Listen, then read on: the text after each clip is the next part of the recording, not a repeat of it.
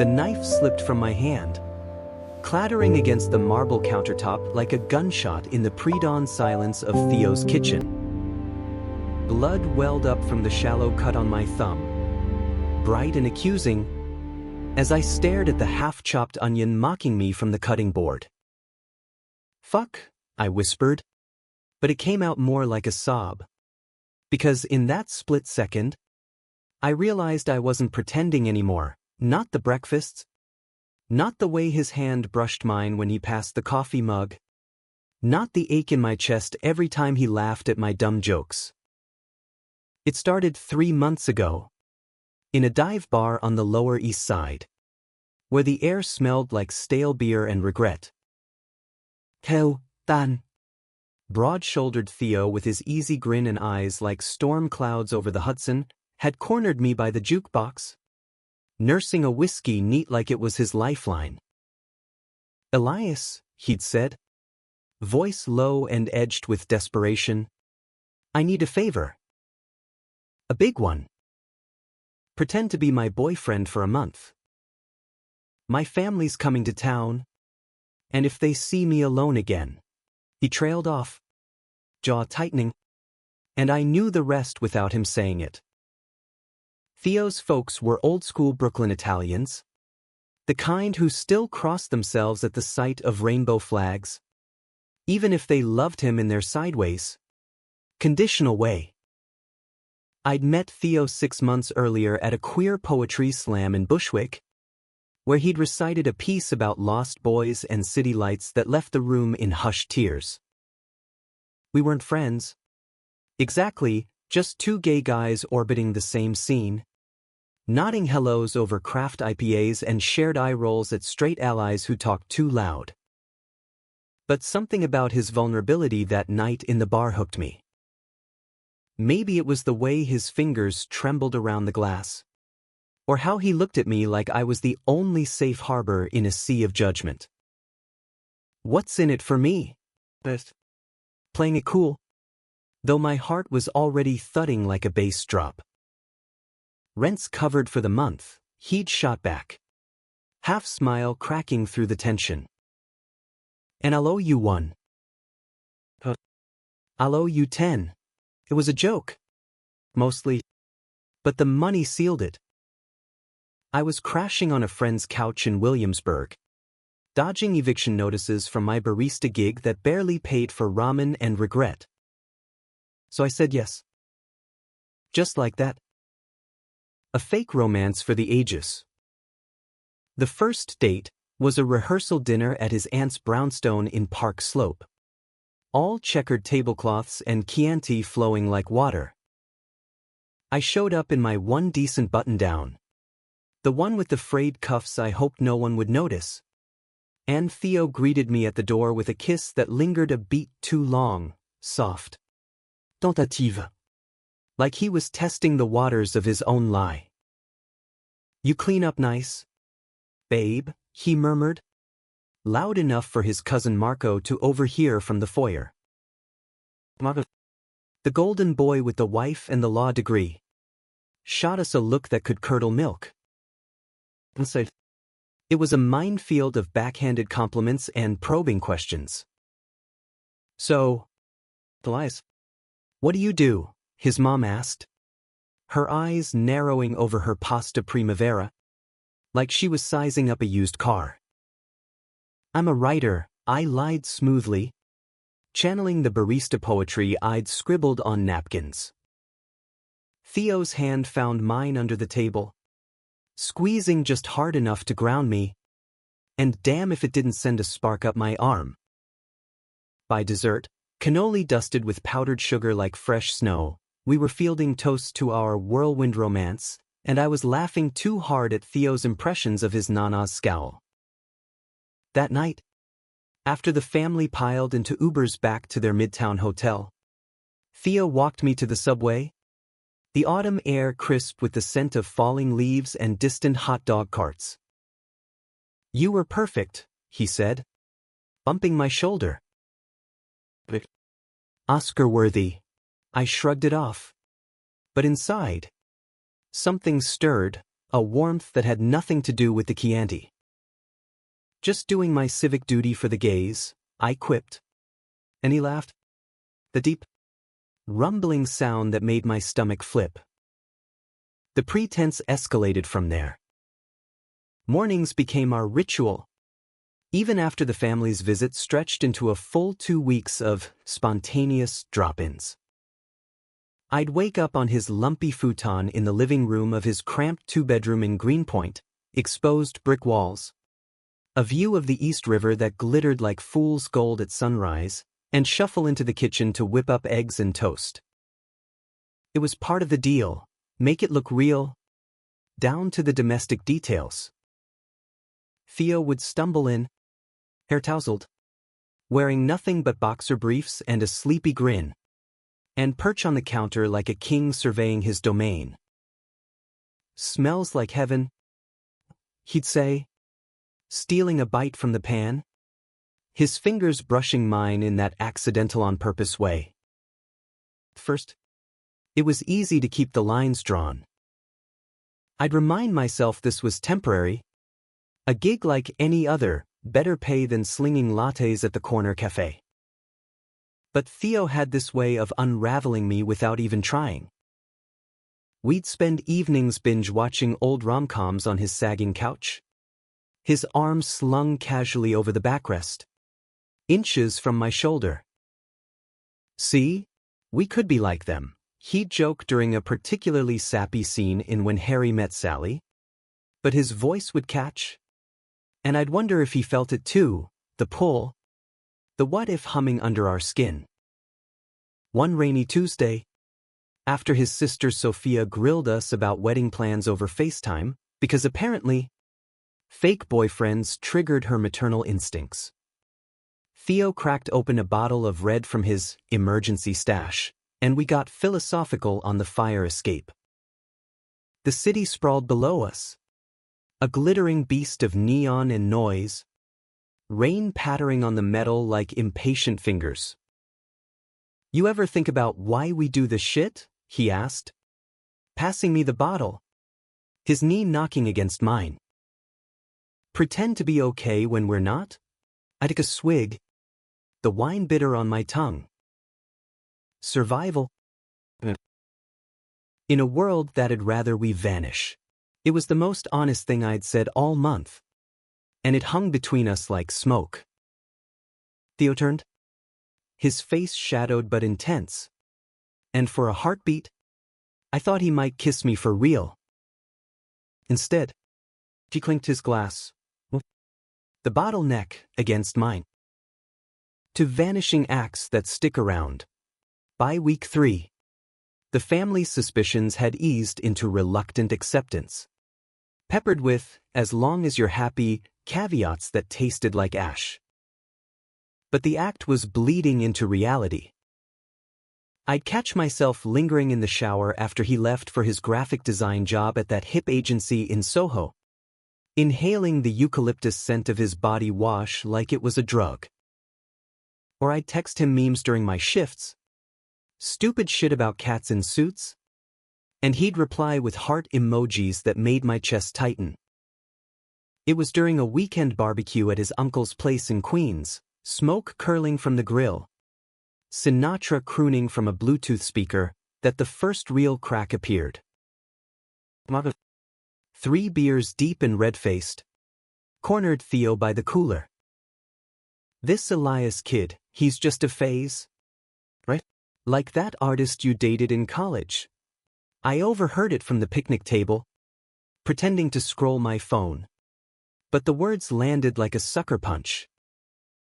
Theo's response was clipped, defensive. "He's not a phase." "But he's," he faltered, glancing my way, and I forced a smile that didn't reach my eyes. Later, as we drove back over the Brooklyn Bridge in his beat-up Honda, the Manhattan skyline piercing the twilight like jagged teeth, Theo gripped the wheel too tight. "Ignore my brother. He's an asshole with a trust fund." I nodded, staring out at the lights blurring into streaks of gold and red. Hey, he added softly, reaching over to squeeze my thigh, higher than necessary, his thumb tracing a lazy circle. You're not a phase to me. My breath hitched, heat flooding my veins. Theo. But he was already pulling into a rest stop overlook. The kind with chain-link fences and views of the harbor that made you feel small. He killed the engine, turned to me, and this time, the kiss wasn't pretend. It was hungry, desperate, his hands cupping my face as if I'd shatter if he let go. I melted into it, tasting salt and want, my fingers tangling in his shirt. When we broke apart, gasping, he rested his forehead against mine. Is this crazy? Or am I just finally seeing straight? I laughed. Shaky and real. A little of both. And just like that, the pretense dissolved, leaving us raw and exposed under the bridge's shadow. But bliss is a fragile thing in New York, where secrets fester like garbage in summer heat.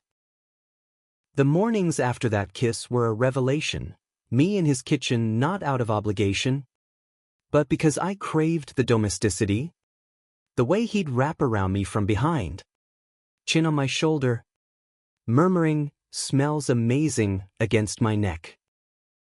We'd fuck slow and lazy on Sunday afternoons, the sheets tangled around us like promises, his whispers of stay echoing in the quiet. For the first time in years, since my own family disowned me after I came out at 19, shipping me off to the city with nothing but a duffel and a bus ticket, I felt like I belonged. Theo's world opened up to me, lazy brunches at that hole-in-the-wall in Astoria with the best falafel, poetry readings where he'd dedicate verses to the guy who makes my coffee taste like home, even a weekend getaway to the Catskills, hiking trails that wound through forests ablaze with fall colors. This is us now, he'd say, lacing our fingers as we crested a ridge, the valley sprawling below like a painting. No more games. I believed him. Good. I did. Until the night of the gallery opening. Theo's Big Break, a solo exhibit of his digital collages at a trendy spot in Chelsea.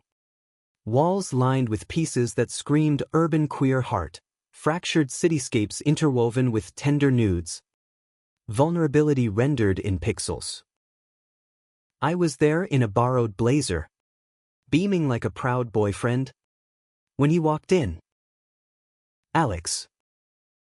Theo's ex from art school, the one who'd ghosted him after a messy breakup involving stolen sketches and shattered trust. With that effortless wasp cool that made you feel underdressed even in Armani, Alex sauntered up like he owned the room, champagne flute in hand, eyes locking on Theo with predatory gleam. Elias? Right, Alex said, extending a hand that I shook too firmly, my jaw aching from the forced smile. Theo stiffened beside me, but played it cool, too cool, maybe. Alex. Been a while. They chatted. Surface-level bullshit about mutual friends and the scene, but I saw it, the way Theo's gaze lingered on Alex's mouth, the subtle lean-in that spoke of unfinished business. By midnight, as the crowd thinned and Theo networked with curators, Alex cornered me by the bar. He's still hung up on me. You know. The words slithered out, casual as a compliment. That exhibit? Half those pieces are about our blowout in 19. The red one, the one with the broken skyline? That's me leaving. My stomach twisted, but I laughed it off. Water under the bridge. Man. Except it wasn't. When we got home, his home, now ours in all but name, Theo was buzzed. Expensive? Pulling me into a dance in the living room to some indie playlist. But his eyes were distant, And when I pressed, he deflected. Just old ghosts. Ill. Nothing real. The next morning, I was flipping pancakes, blueberry, his favorite, when my phone buzzed on the counter. A text from an unknown number. Tell Theo I miss him. We should talk. It was Alex. Somehow he'd gotten my digits from the guest book. Rage boiled up, hot and irrational, but I swallowed it, plating the food with shaking hands. Theo emerged, yawning, and kissed my shoulder. Morning, chef. I handed him the phone wordlessly, watching his face drain of color. It's nothing, he started, but I cut him off. Nothing? Or everything? The words hung heavy, the sizzle of bacon the only sound. He set the phone down, reached for me, but I stepped back. Elias, listen. No. You listen. This started as pretend, but it became real for me. And if you're not all in, my voice cracked, the vulnerability I'd buried surging up like bile. Theo's eyes, those storm cloud eyes, filled with regret. I am. Good. I am. Alex's poison. But seeing him, it stirred shit up. Doubts. About us lasting in this world that chews us up. We argued then, raw and real, me accusing him of 1 foot out the door, him swearing it was fear, not fickleness. Doors slammed. Words like betrayal and trust ricocheted off the walls. By evening, I was packing my duffel, the one from my disownment days, tears blurring the skyline view. I can't be your placeholder, I choked out at the door. Theo grabbed my wrist, desperate. You're not. Fit. Please. But pride is a stubborn bitch.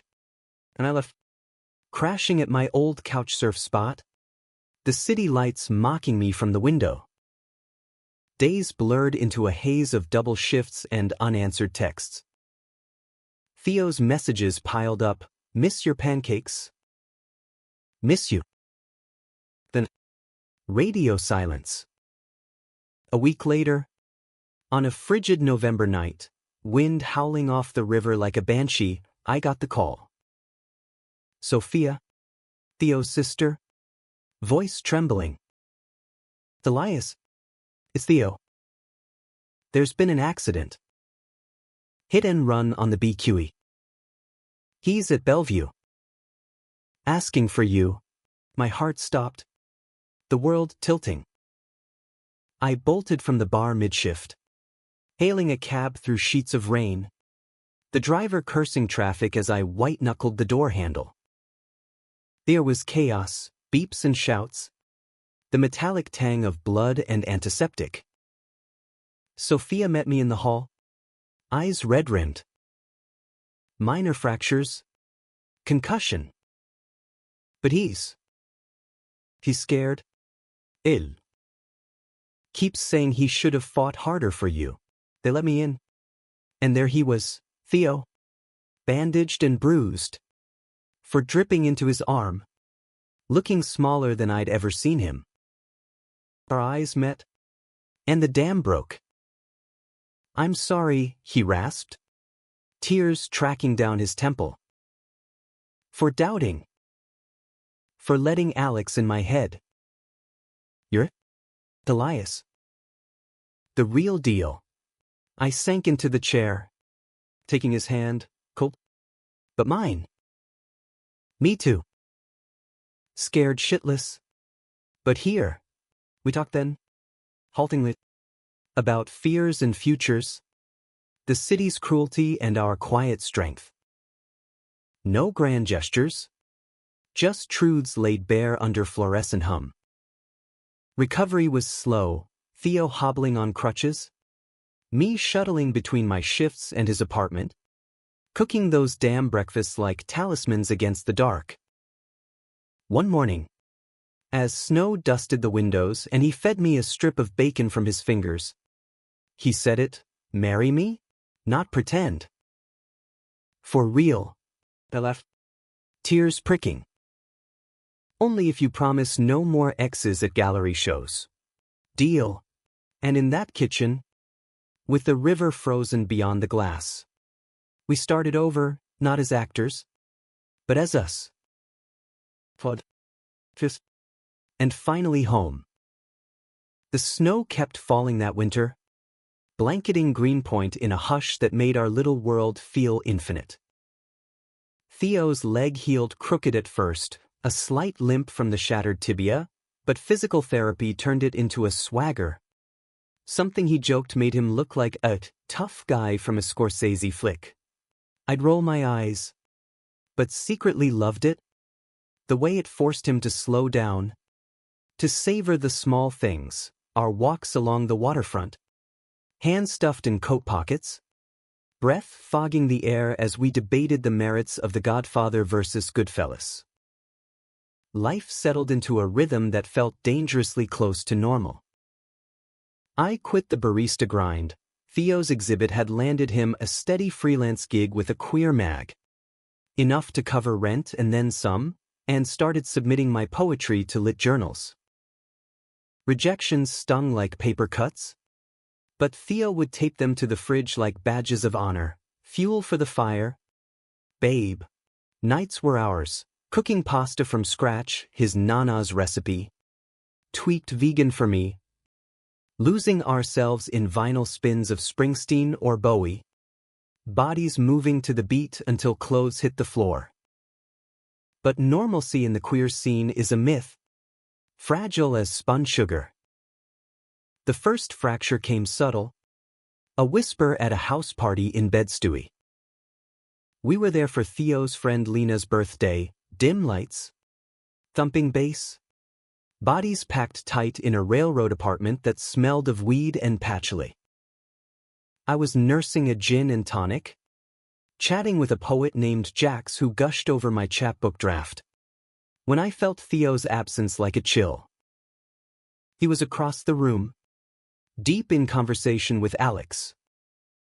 Yeah, Alex. The ghost who'd slithered back post-accident.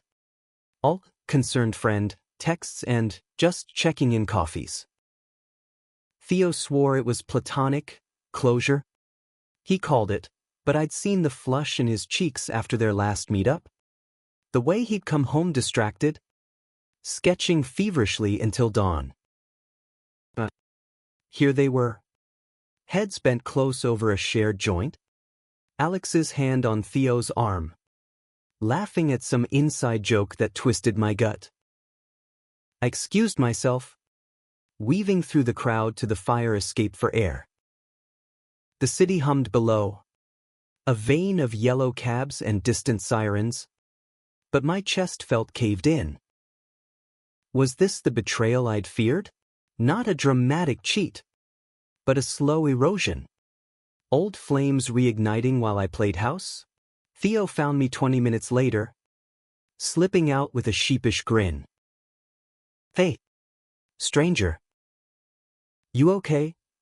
His breath was smoky, eyes glassy from the high. I wanted to scream, but the words stuck. Just needed a breather. Saw you with Alex. Looked cozy. His face fell, the grin vanishing like mist. It's nothing. He showed up uninvited. Started talking shop about a collab. You know how it is. I nodded. But the doubt festered, a seed taking root. That night, in bed, he reached for me, but I turned away, feigning sleep. His sigh was a knife twist. The next weeks were a tightrope walk, smiles for show, silences stretching longer each day. I'd catch him staring at his phone, thumb hovering over Alex's name, and the air would thicken with unspoken accusations. "You're pulling away," I said one evening over takeout Thai. The containers sweating on the coffee table. Theo set down his fork, eyes stormy. "Me? You're the one icing me out. If you don't trust me..." "Trust? After the accident? After everything?" My voice rose, sharp as broken glass. "Alex texts you at 2 a.m. And you don't tell me? What am I supposed to think?" He slammed his hand down, the table rattling. "He's reaching out because he heard about the crash. Feels guilty or some shit. But it's you I come home to. You." Tears welled in his eyes, and mine followed suit. We collided then, not in anger but apology, kisses bruising, hands frantic, reaffirming what words couldn't. "I love you," he gasped against my neck. "Only you." And I believed him. Because love is a stubborn fool. But Alex didn't fade. He weaseled in deeper, proposing that collab, a joint exhibit on queer heartbreak. Ironic as hell. Theo was torn, excitement warring with guilt, and I played the supportive boyfriend, biting my tongue until it bled. "Go for it," I said, forcing enthusiasm. "Your work deserves it." And so I was unraveling, poems turning dark and jagged, metaphors of bridges burning and lovers lost. Spring thawed the city, cherry blossoms rioting along the avenues, but our thaw was tentative. One humid May afternoon, I came home early from a reading, my first paid gig, a 15-minute set at a cafe in the village that left me buzzing, to find Theo's studio door ajar. Voices drifted out, low and intimate, Theo's laugh. Then Alex's murmur. "You always saw me, even when I didn't deserve it." I froze in the hall, heart hammering. Peering through the crack, I saw them on the floor amid sketches, Theo's hand on Alex's knee. Not quite innocent, their faces inches apart.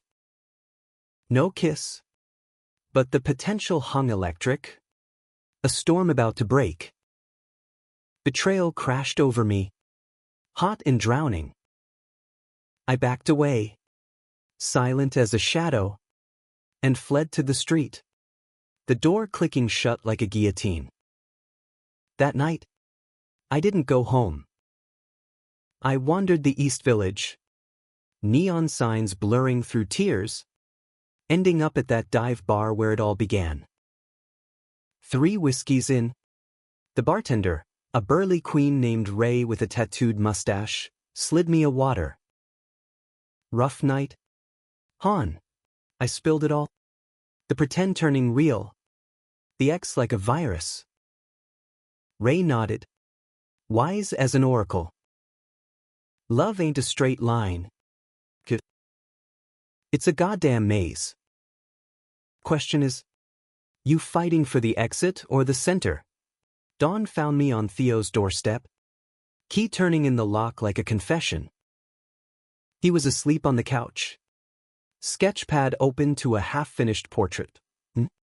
Fierce and tender, eyes alive with the light he saw in me. I shook him awake, voice steady despite the quake inside. "We need to talk." Now.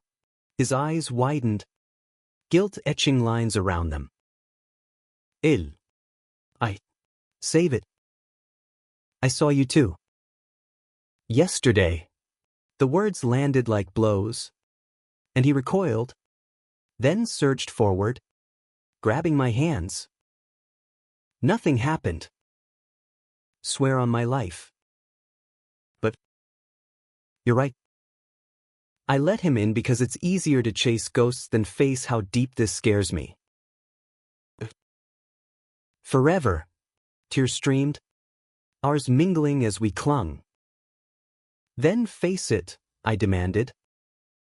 Or let me go. He nodded. Fierce. I'm facing it. With you. No more Alex. No more doubts. We burned the sketches that afternoon, Theo's and Alex's collab ideas. Fed to a fire pit in McCarran Park. Flames devouring the past as joggers eyed us warily. To new stories, Theo toasted with a beer, pulling me close. The smoke stung, but it cleansed, leaving space for what came next. Summer scorched the asphalt, but we bloomed in the heat, beach days at Coney Island. Hot dogs and sunburns. Theo's head on my lap as waves crashed like applause. My poetry book sold out its first print run at a queer bookstore launch. Theo reading the dedication aloud, to the man who taught me pretending is just practice for the real thing. The crowd hooped, but his eyes on me were the real ovation. Yet scars linger, faint but felt. Late nights, when insomnia gnaws, I trace the one on his cheek from the accident, whispering fears into the dark. What if we break? He'd kiss my palm. Then we rebuilt. Together, by fault, with leaves turning underfoot. On a rooftop in Brooklyn, fairy lights and family who mattered, Sophia officiating, Marco uninvited. As I stood in our kitchen that last pretend-free morning, flipping eggs with a lightness I hadn't known, Theo wrapped around me from behind. Every day with you feels like a gift, he murmured. And smiling real and raw. Even the burnt toast ones? Especially those. And in that moment, amid the sizzle and steam, I knew we'd pretended our way to truth, and it was worth every lie. Wait, that was too tidy. Life doesn't ribbon wrap its messes. The wedding planning unearthed ghosts I'd buried deep, ones that clawed their way up during fittings and floral consults. My family, those Bible-thumping relics from upstate who'd called me an abomination and slammed the door on my 19-year-old dreams, loomed like specters. Theo sensed it. The way I'd tense at vendor calls. My smiles brittle as autumn frost. Invite them, he urged one evening, as we pored over RSVPs on the couch, his feet in my lap. Or don't. But don't let them haunt you. I laughed it off. But the haunt persisted. A letter arrived mid-October, forwarded from my old address, Mom's handwriting, shaky and familiar. We've prayed for you. Come home. Leave this life. No mention of Theo, of us, just erasure. I burned it in the sink, the flames roar drowning my sob. But Theo saw the ash stains on my fingers the next morning. You're not alone, he said over coffee, voice gentle as rain. But doubt is a thief, stealing sleep and stirring insecurities. What if I was the phase? The rebound from his straight-laced upbringing? Alex's shadow lingered too, blocked numbers, deleted threads. But the what-ifs whispered. The real storm hit 2 weeks before the ceremony. At a rehearsal dinner for us, intimate, just close friends and Sophia at a trattoria in Little Italy. Laughter flowed with the wine, toasts toasting our unbreakable bond, but midway through appetizers, the door swung open, and in strode Marco. Uninvited. Three-piece suit crisp as his judgment.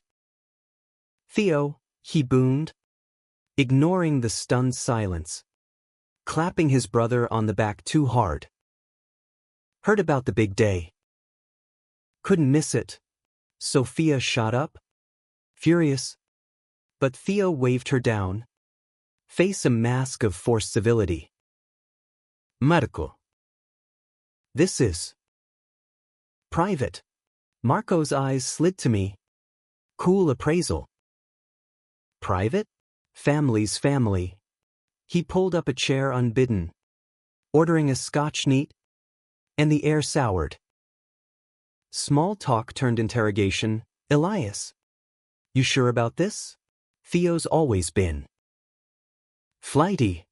The word landed like a slap, and I gripped my fork, knuckles white. Enough. But Marco leaned in, voice oily. Just looking out. Remember that summer in the Hamptons? You and Alex? Inseparable. Thought that was it. The table froze. Eyes darting. Theo's face drained. And I felt the betrayal anew, not fresh, but festering. Why bring it up now? To sabotage? Or because Theo had confided? Seeking brotherly absolution? Dinner dissolved into awkward goodbyes. Marco tossed out by Sophia's elbow. Under street lamps casting long shadows, Theo exploded. That asshole, I didn't tell him shit about Alex, but doubt nod. Then why dredge it up? At our dinner? Because he's a homophobic prick who can't stand seeing me happy. Voice echoing off brownstones. Cars honked past. Indifferent. We argued in the rain-slick street. Words whipping like wind, my accusations of lingering ties. His defenses crumbling into tears. You think I'd throw us away? After everything? I don't know. I yelled back. I gave up my family for this, for us, and sometimes it feels like you're still half in. Chasing validation from pricks like him. He reeled as if struck. Your family? They're toxic. You deserve better. We deserve better. But the seed of fracture had sprouted. And by the time we stumbled home, soaked and spent, the bed felt vast. A chasm between us. The days blurred into a pre-wedding haze, venue confirmations, cake tastings that tasted like cardboard. I threw myself into poems, dark verses of fractured vows, while Theo buried in work, deadlines looming like guillotines. Sex became mechanical, a bandage over the bleed, and mornings in the kitchen turned tense, my back to him as I scrambled eggs, his apologies mumbled over the hiss of the pan. Then, the night before the wedding, Vigilia, we called it, a quiet eve of reflection, Alex texted Theo. I saw it light up his phone on the nightstand. Congrats tomorrow. But if it crashes, you know where to find me. No context. But enough venom to poison the well. Theo deleted it. Swearing ignorance, must be drunk dial bullshit, but I snapped. See? This is what I mean. Ghosts don't die, they haunt. I stormed out, wandering the pre-dawn streets, the city a labyrinth of regret. Bench in Domino Park. Facing the dark river, I sat until light crept over Manhattan, sketching futures without him in my notebook, solo lofts, endless gigs. A life unentangled. Theo found me at sunrise, coffee in hand, eyes hollow. Please.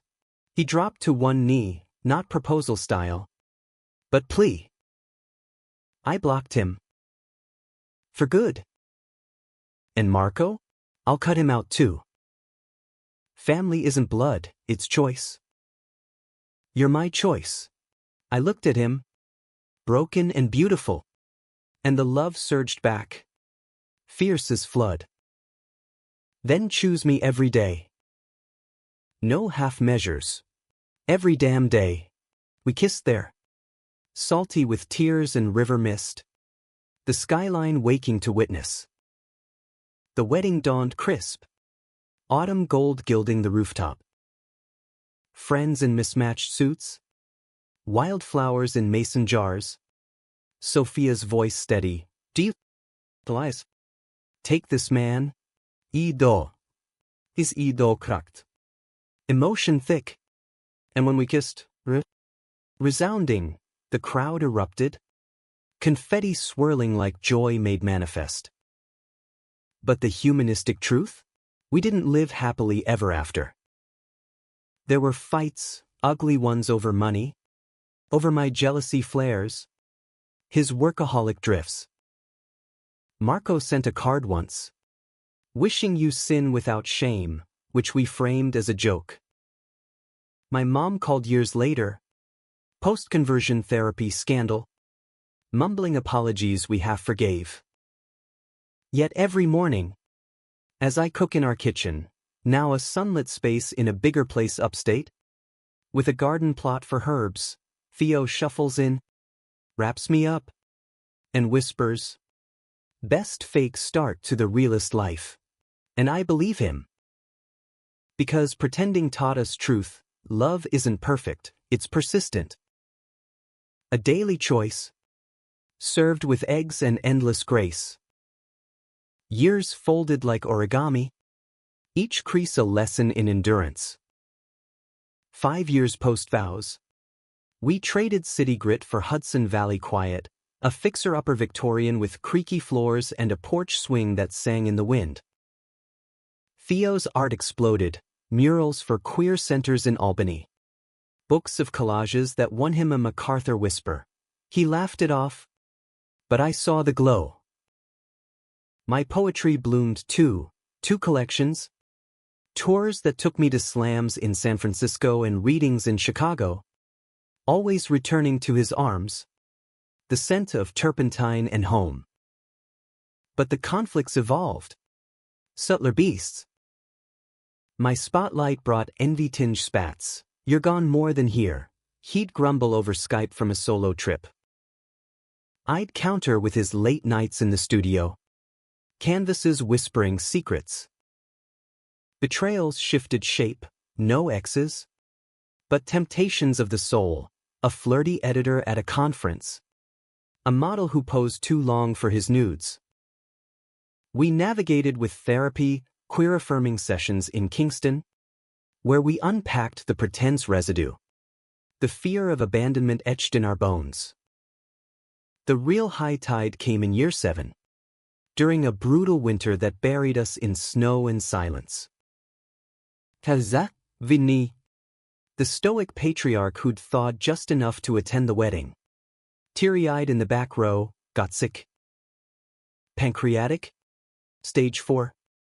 The kind that steals slow and merciless.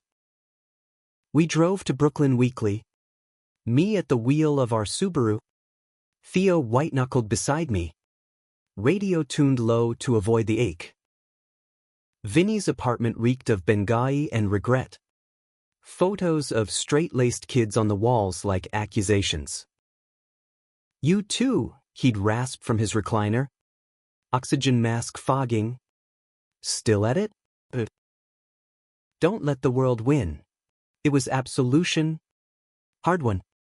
But Theo crumbled after each visit, raging at God. The fate. At the dad who'd once called him disappointment, but now gripped his hand like lifeline. One night, post-chemo drive. Tell snappe. Why can't we have normal? We were idling at a light in Red Hook. Wipers slapping slush. I reached for him, but he jerked away. Normal? We're queer in America. Normal's the enemy. Bitter. Fuck that. I want kids. A family that sticks. The word kids hung. A bomb we defused before, surrogacy dreams deferred for careers. Travel. But grief cracked the seal. You think I don't? I shot back, voice rising over the engine hum. But with my genes? My mom's poison blood. Old wounds reopened, The dissonance echo. My fear of repeating cycles. Turned. Eyes wild. Then adopt. Or foster. Anything but this void. The fight spilled home. Him storming to the studio. Me to the porch. Cigarettes I swore off reignited in the cold. Dawn brought hangover honesty. I'm scared, he admitted over burnt toast. Of losing you to time? Like Dad. I pulled him close. Then let's build. Together. Spring birth change. We signed up for fostering classes. Navigating red tape with lawyers and home studies. The betrayal that stung deepest? Not each other. But the system, background checks dredging my juvie record, a dumb shoplift at 17. Post-coming out chaos. Delays that tested our frayed edges. They see us as risks, Theo fumed after a rejection letter. I nodded, channeling rage into a poem cycle. Foundlings. Verses of chosen kin. Then, miracle in July, a call at 2 a.m. 2 brothers. Ages 5 and 7. Emergency placement. Can you? We said yes. Hearts pounding. Luca and Matteo arrived at dawn, wide-eyed. Clutching dinosaur backpacks. Smelling of smoke from a house fire that orphaned them temporary. Phil. Offering juice boxes, I hung their drawings on the fridge. Chaos reigned, spilled Cheerios. Nightmares at midnight. But love rooted fast. Parenting cracked us open, sleepless nights tag teaming tantrums. School runs in the Volvo. Pride flags on backpacks. Conflicts arose, Theo's overprotectiveness clashing my laissez-faire. Spats over discipline that ended in tears and make-up sex. But the humanism bloomed in the mundane. Luca's first poem, Daddy Theo Draws the Stars. Matteo's hug after a bully's slur. Our family a mosaic of mended breaks. One evening. Years later, kids tucked in. Porch swing creaking. We sipped wine. Watching fireflies dance. Remember the pretend? Theo mused. Head on my shoulder. I chuckled. Best con we ever pulled. He lifted my hand. Kissing the ring. Turned felony to forever. And it had. No fairy tale. But a testament, love as verb. Fierce and forgiving. In the quiet American heartland. 2 men. 2 boys. Building against the odds. Breakfasts still sizzle each morn. Pancakes for 4 now. Syrup sticky chaos, but in the clatter, I find grace. We agreed to pretend once. But we live the truth. One messy, miraculous day at a time.